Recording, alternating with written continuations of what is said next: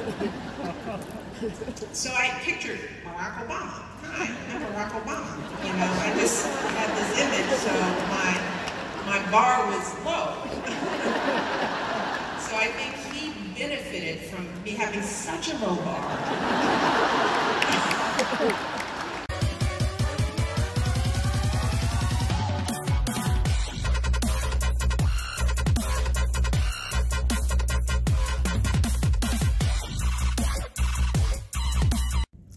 Hi guys! Welcome back to my YouTube channel. For today's content, we're gonna see Michelle Obama.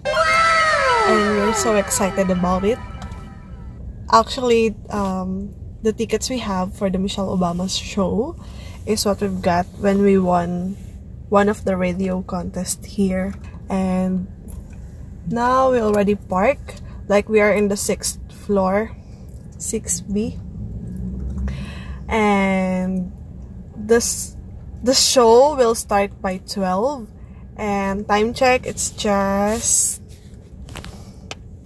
10:25, and maybe we're just going down first at Winnipeg.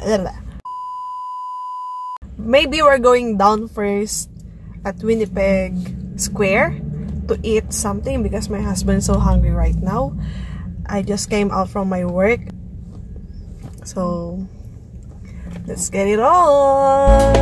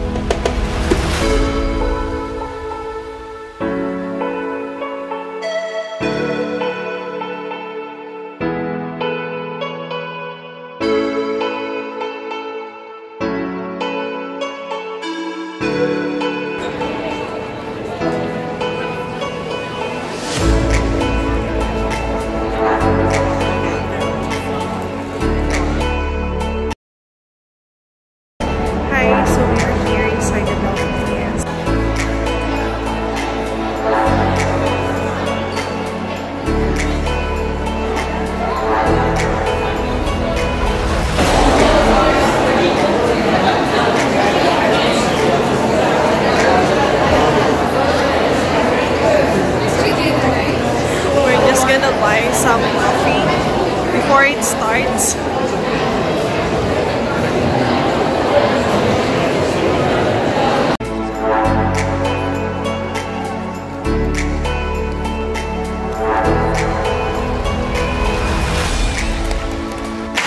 Ladies and gentlemen, please welcome the former First Lady of the United States of America, Michelle Obama.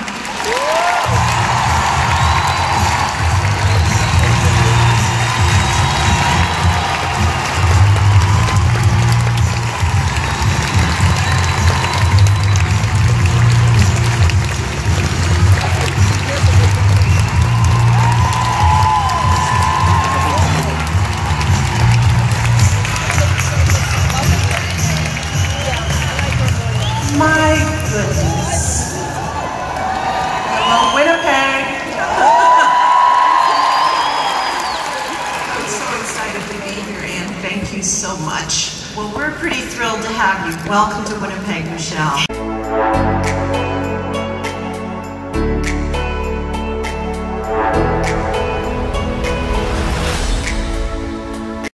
Law school, so I was working in a firm. He's older than me because he took time off, so he was a first-year associate. And in law firms in the United States, there's always a summer associate program, and it was rare that a first year got chosen for the type of big firm I was in. So he came in with all this hype, let me just say. It's like, oh, this guy, Barack Obama, he's so smart, he's one of the smartest persons we've seen, and his secretaries were like, and he's cute, and, you know. And if you think from what all I had was what was on paper, and I'm a girl from the south side of Chicago, working class kid. Let me start by the fact that Barack Obama, it was like, who names their kid Barack Obama? This kid's weird. And then when I'm reading that, he was born in Hawaii, raised in Hawaii. What black people are in Hawaii? So I'm like picturing us like black guy, weird name. Spent some time in Indonesia. Indonesia, where is that? You know, and the fact that he was being talked up, no offense, by white partners who I thought, well, you know, he's probably a black man that can talk straight, so they probably think he's amazing. He's probably just okay, so let me be the judge of that. So I pictured Barack Obama. Hi, I'm Barack Obama. You know, I just had this image, so my bar was low. So I think he benefited from me having such a low bar.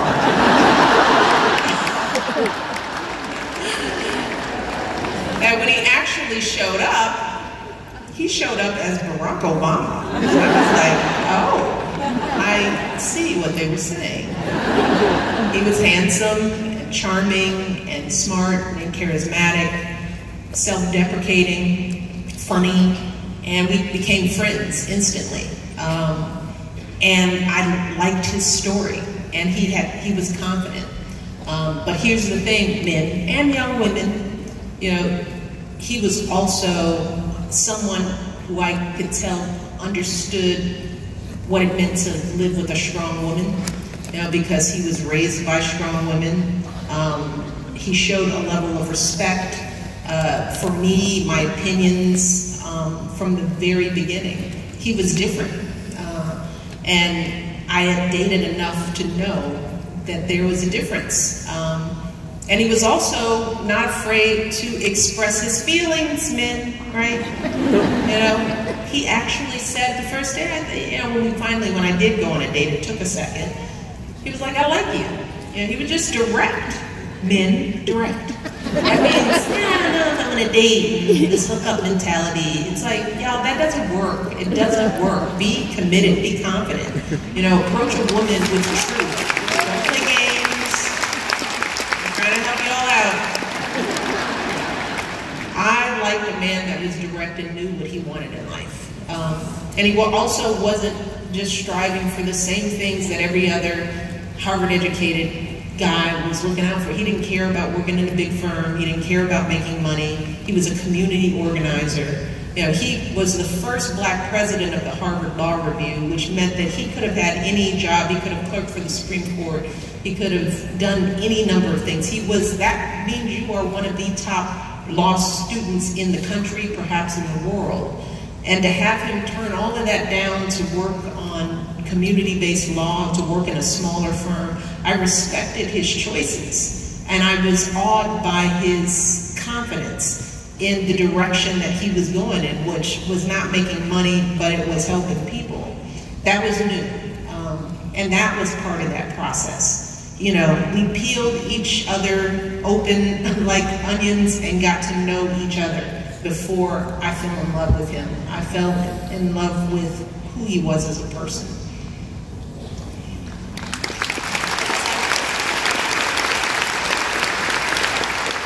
As I listen to you talk about President Obama, it strikes me you two were made for each other. I hear that.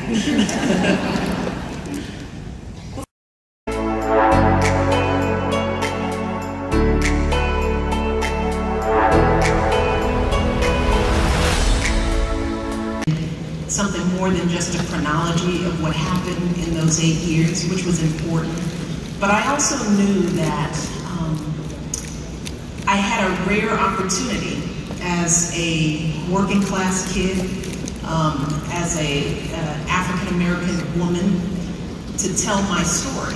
And as you know, as an author yourself, how rare it is for women like us to have the platform to tell our own stories. I knew it would be powerful for our young people to hear from a person who they put on a pedestal, but to understand my journey. Because what I want young people in this auditorium and around the world to understand is that kids like us, we do have the gift and the potential. That we, you know, even if we don't have money or networks or access, which I never had as a working class kid, we're born with an innateness and a set of abilities. And it doesn't, we cannot define ourselves by the color of our skin, our language, our cultures. It's truly what's within us. So talking about my journey, and not just the 8 years, but talking about the foundation that was laid to get me there and prepare me for the job, I wanted kids to hear that story. And my hope is that they would see themselves in my journey and know that they have the same opportunity that I had to do great things in life.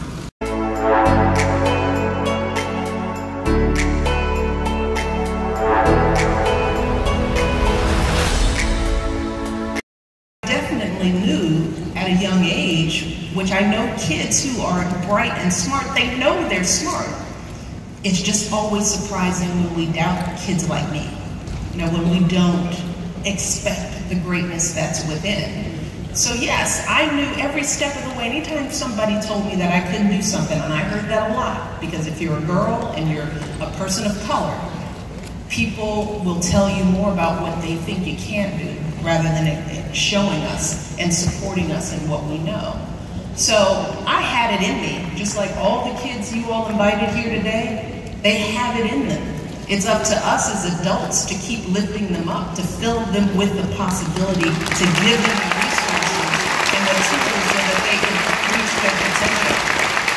And thank God I have that in spades in my family. And I want parents out there to know. I mean, because the thing that my parents showed me was that it wasn't resources. I mean, we didn't grow up with a lot of stuff.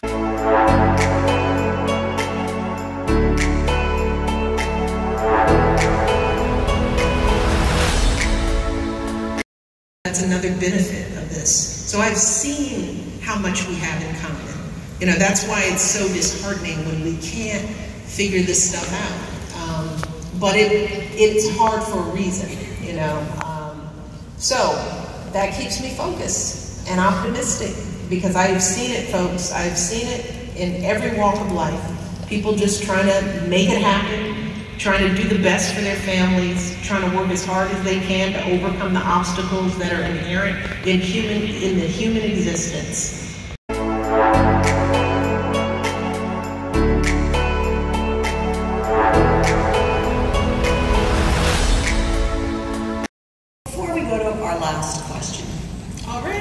I know, the time was fast. We're having so much fun. I know, I'm excited about life. Before we go to our last question, and I just thought it would be fun to do sort of a few kind of lightning round, fast, easy questions. Lightning round. It's going to be fast. Like lightning. Okay, the first question could be answered very long though. Okay. Favorite celebrities you've met? Oh, that's not fair. Because we've made some really good friendships along the way. So if I sit here and say that one is better than the other, well, let me just throw out a few really cool people. Yeah, come on. Beyonce. Love her. She's smart, she works hard, she is crazy talented, all right? Doing it all, love her. Bruce Springsteen is one of the people, like, I wasn't a big Bruce music fan. To much of my stuff, they're like, what? And they're always mad when I spend time with them. They're like, you didn't even listen to his music. There you get to go. And it's like, I'm Michelle Obama. But in addition to being a talented writer, Bruce is so kind. And he is so self-reflective in a way that, as a, you know, to me, he's a good mentor as a man and a father to somebody like Barack, because he's really worked on himself. And his music, his lyrics, as I've got to know them, helped me to tell my story better.